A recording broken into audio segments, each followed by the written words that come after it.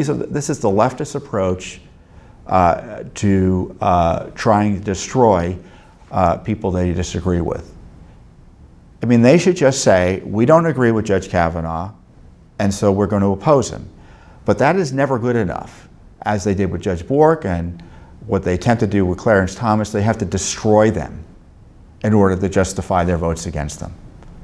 So that's what I mean by dishonesty. And to this end, Senator Feinstein made a big show, despite getting this letter reportedly in September from someone who wanted to remain anonymous, I guess a girl who was in high school with Judge Kavanaugh, or high school age with Judge Kavanaugh, and alleges that Judge Kavanaugh engaged in some type of misconduct.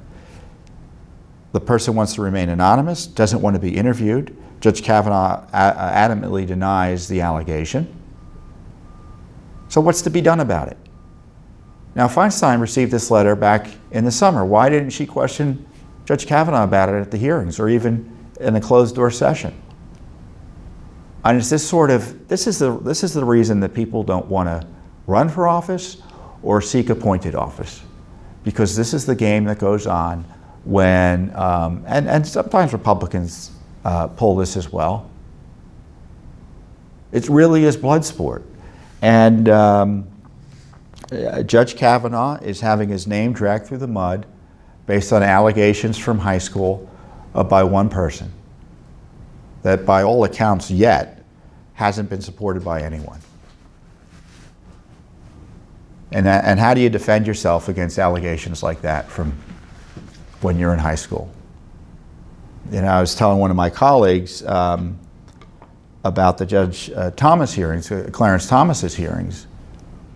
And he said, was that before your time? And I had to admit, I'm old enough to remember the Clarence Thomas hearings. I was watching them too. I was here in DC. And I saw what the left did there, tried to do to Judge Thomas. And it was unsuccessful.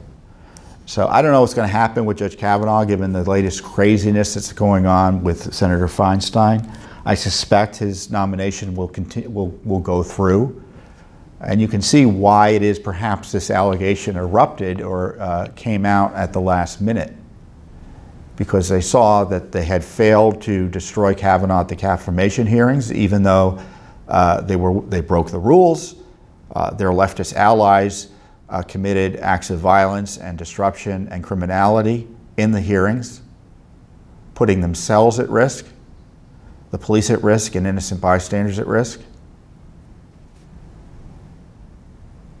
That didn't work. And Kavanaugh was facing, relatively speaking, in a close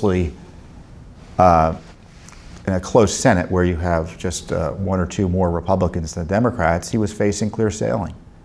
And then boom, this anonymous allegation comes out. It's really terrible stuff, and this is why it's important you let your views be known to your senators as to what should go on with Judge Kavanaugh.